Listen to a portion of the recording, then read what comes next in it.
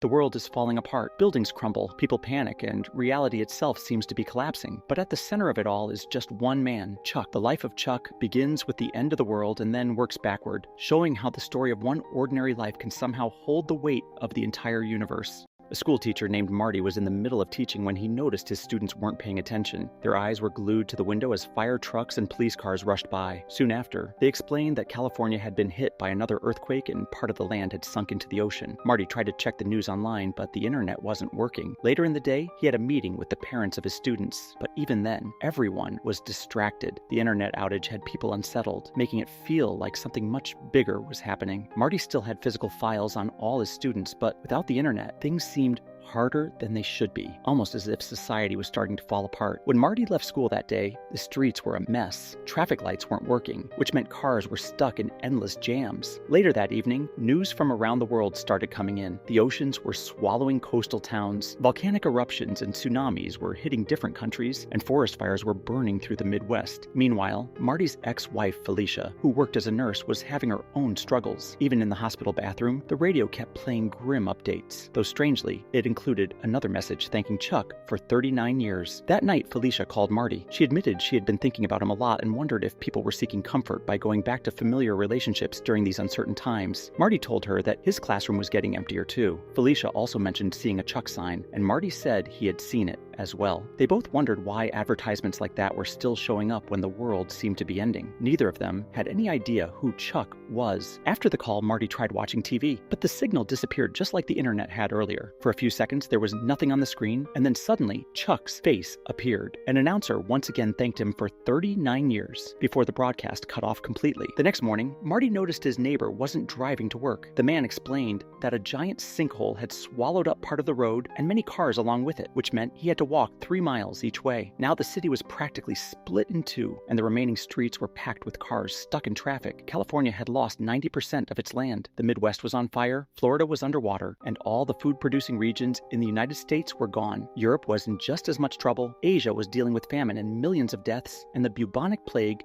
had made a comeback. More neighbors returned home that day because their workplaces had been destroyed or their cars lost to the sinkhole. Marty asked one of Felicia's friends who worked at the bank if she knew what the Chuck sign meant, but she didn't. One neighbor even pointed out that people had gone through the stages of grief in order: first anger and protests, then waves of suicides, and now quiet acceptance. As they talked, a plane flew overhead with the words "Thanks, Chuck" written across the sky. On her way to work, Felicia saw walls covered in graffiti about Chuck. When she finally reached the hospital, she was shocked to see it completely empty. But strangely, all the monitors were still on, and each one displayed the exact same heartbeat in perfect rhythm, as if they were all connected to a single person. Marty grew more frustrated as the TV and phone lines stayed down, so he decided to go find Felicia. Walking across town, he saw abandoned cars and more strange Chuck ads glowing everywhere. He met a man named Sam, who admitted he had been asking around too, but nobody seemed to know who Chuck was. They walked together for a while, talking about how little time people truly have in life before parting ways when Sam needed to rest. As Marty entered Felicia's neighborhood, he came across a girl named Iris, who remembered Felicia for always being kind to local kids. Iris was skating around, trying to enjoy her last days. Suddenly, the power went out across the area, and glowing Chuck ads appeared on every house window, making the whole street look haunted. Marty ran, eventually finding Felicia, and they hugged tightly. Meanwhile, somewhere else, the real Chuck was lying in bed, connected to a heart monitor. He looked sick and weak, with his wife Jenny and son Brian sitting by his side. His monitor showed the same heartbeat pattern Felicia had seen earlier at the hospital. It was clear that Chuck didn't have much time left. Back with Marty and Felicia, the two sat in the backyard looking up at the sky. With all the power gone, the stars looked brighter than ever. They held hands, pointing out constellations, until something strange happened. One by one, stars began disappearing. Even Mars vanished before their eyes. At the same time, Jenny and Brian said their final goodbyes to Chuck, thanking him for 39 years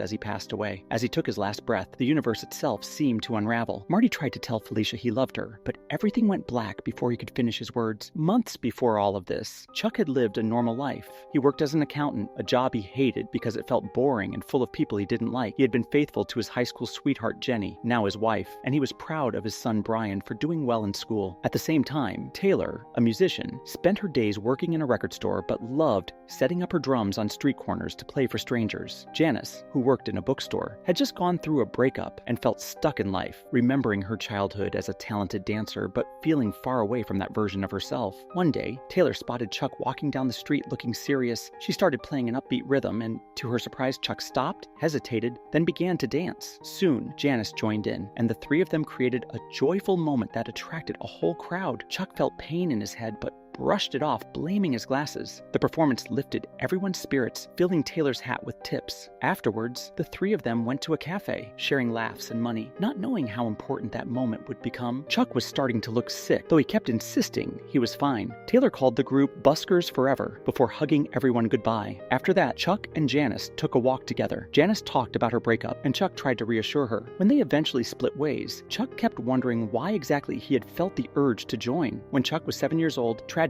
had already shaped his life. His parents died in a car crash, and his mother had been pregnant at the time. After that, he went to live with his grandparents, Allie and Sarah. Their house was heavy with sadness, and both adults dealt with their grief in different ways. Allie drowned himself in his accounting job and drinking, while Sarah lost interest in cooking and her hobbies. Meals were mostly takeout, and the house stayed quiet. By the time Chuck turned 10, things were a little better. Sarah found joy in cooking again and started listening to music while preparing meals. Often, she would pull Chuck in to dance with her. That's where he learned his early moves. The house slowly felt like a true home again, though Allie never gave up drinking. There was one mystery in the house, the cupola on the roof. Chuck was never allowed inside because Allie said the floor was unstable, and there was nothing to see anyway. But curiosity got to him. He tried to sneak in once, but found the door locked. One night, just before Chuck's 11th birthday, he and Allie were watching a documentary about Carl Sagan and the cosmic calendar. Allie was drunk, and Chuck decided to ask about the cupola. Allie explained that in that room, you could sometimes see more than you wanted to. He claimed that when he had gone up there, he had seen the ghosts of people before their deaths. For him, waiting for death had always been the hardest part. Sarah, however, told Chuck later not to take Allie seriously, saying those were just drunk stories. Still curious, Chuck asked a neighbor about it. The neighbor said the ghosts were likely Allie's guilt for not being able to help certain people in his life. Around this time, school became a safe place for Chuck. His favorite class was English. The teacher wasn't very strict, and the students took advantage of her kindness, but Chuck admired her. One day, after she read a poem with the line, "I am large, I contain multitudes,"